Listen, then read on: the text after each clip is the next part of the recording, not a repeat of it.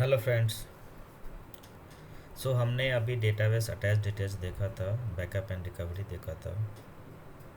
Now अभी हम database design करने की देखेंगे और उसमें क्या कैसे कैसे हम कमांड चलाते हैं या फिर GUI साइड से भी देखेंगे। एंड डेटा इंसर्ट कैसे होता है, मॉडिफाई कैसे होता है, कितने टाइप के कमांड्स होते हैं SQL सर्वर में, TSQL कैसे क्या होता है। बट उससे पहले हम ये जानेंगे कि SDLC क्या होती है। ओके, आपको पता होगा SDLC software development life cycle, इसे stand for software development life cycle. इस चीज़ को हमें जानना होगा क्या कि भाई ये एक्चुअल में सॉफ्टवेयर डेवलपमेंट लाइफ साइकिल होता क्या है, कौन कौन से डिपार्टमेंट होते हैं, कौन कौन से रूल्स एंड रिस्पॉन्सिबिलिटी होती है, क्या क्या टीम इसके अंदर वर्क करती है। एंड देन हम आगे जा कर के सिक्वल डेटाबेस डेवलपमेंट या वही कह सकते हैं कि बैकएंड डेवलपमेंट पे डिस्कस करेंगे। तो फर्स्ट होती है SDLC का फुल फॉर्म जो होता है software development life cycle. We can simply answer that it's SDLC stands for software development life cycle. It is a process followed for a software project within a software organization. It consists of a detailed plan describing how to develop, maintain, replace and alter enhance a specific software. The, the life cycle defines a methodology for improving the quality and software and the overall development process. So simple हम ये कह सकते हैं कि जो software development life cycle है, इसमें हम क्या करते हैं कि जितने भी प्रोसेस फॉलो होते हैं एक सॉफ्टवेयर को डेवलप करने के लिए, एक सॉफ्टवेयर प्रोजेक्ट को डेवलप करने के लिए, वो सारी चीज़ें होती है। इसमें जो होता है अब डेवलपमेंट होती है, मेंटेनेंस होती है, कुछ पार्ट का अपग्रेड होता है, रिप्लेस होता है, या कोई फीचर इन्हेंस करते हैं किसी एप्लीकेशन में, ये सारी चीज़ें SDLC में आती है। इसमें क्या होता है कि और भी हम कह सकते हैं कि इसमें इम्प्रूवमेंट लाते हैं सॉफ्टवेयर की क्वालिटी में। हर साल कुछ ना कुछ नए नए वर्जन्स आते हैं, अपग्रेड्स आते हैं, इसलिए कि कुछ तो GUI चेंज हो जाते हैं, कुछ और भी पार्ट्स अपग्रेड होते हैं, या फिर कुछ बग्स होते हैं वो फिक्स होते हैं, या नए फीचर्स डालते हैं। तो ये SDLC है। इसमें जो टीम करती है काम, उसमें होती है रिक्वायरमेंट एनालिसिस, या BA बोलते हैं, बिजनेस एनालिस्ट। और रिक्वायरमेंट एनालिसिस जो होती है, रिक्वायरमेंट को गैदर करते हैं, क्लाइंट की रिक्वायरमेंट क्या, वो चाहता है क्या हमसे, हमसे क्या डेवलप करना चाहता है। उसका तो उसको हम डिफ़ाइन करते हैं, रोल्स जो होती है डिफ़ाइन होती है, कौन सा मॉड्यूल और कौन सा बंदा काम करेगा, कौन सा डिपार्टमेंट काम करेगी, कौन सा टेक्नोलॉजी यूज़ होएगा। ठीक है, देन डिज़ाइनिंग पे जाते हैं, तो उसका लेआउट डिज़ाइन होता है। अप्रूवल होने के बाद फिर हम कोडिंग पे जाते हैं। कोडिंग सही हो गया तो QA के पास जाएगा, जो टेस्टिंग क्वालिटी टेस्ट करता है।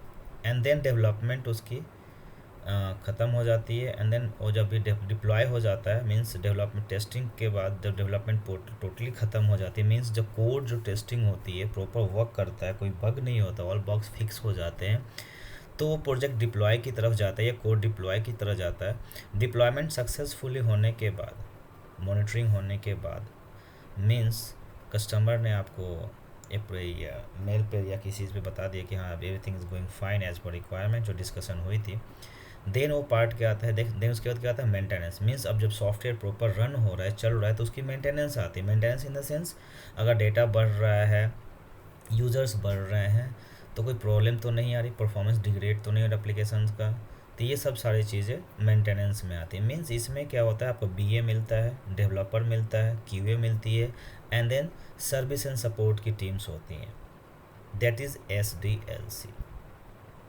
तो इतने सारे टीम को मिला करके एक प्रॉपर सॉफ्टवेयर प्रोजेक्ट डिप्लॉय होता है, गो लाइव जाता है, एंड देन उसकी maintenance weekly, monthly, fortnightly start हो जाती है। डेट इज़ वो AMC में आ जाता है। तो SDLC के बाद हम चलते हैं TLSQL के पास।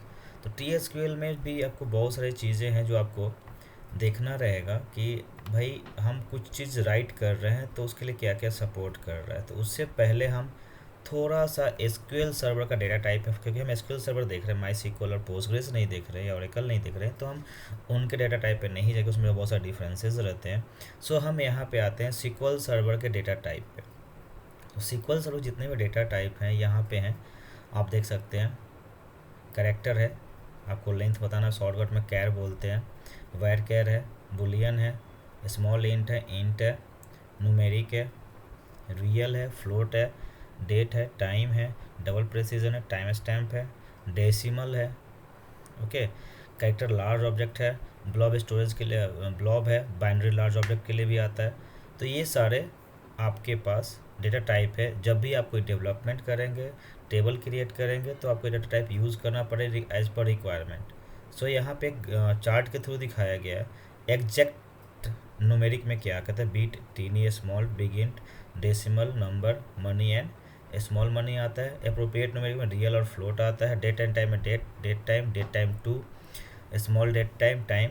कैरेक्टर में char, var char, text. Unicode में आपको आता है N char, N var char और एन टेक्स्ट। बाइनरीज में आता है बाइनरी इमेज, ओके, एंड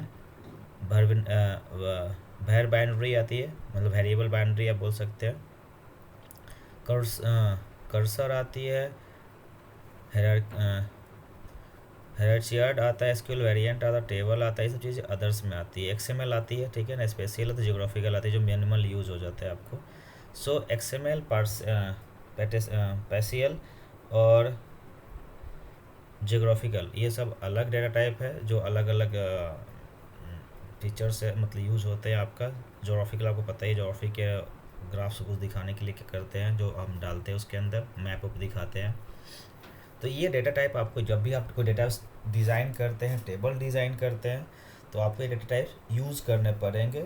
और इससे क्या होगा कि ये भी देखना है कि कितना बाइट वो जगह ले रहा है। अगर पर कैरेक्टर आप जो बोलते हैं ना, कितना बाइट ले रहा है, तो इसका भी एक ग्राफ है, हम आपको अलग से दिखा देंगे, या फिर let me check that document. उसमें क्या होता है, कौन कितना कैरेक्टर जगह लेता है।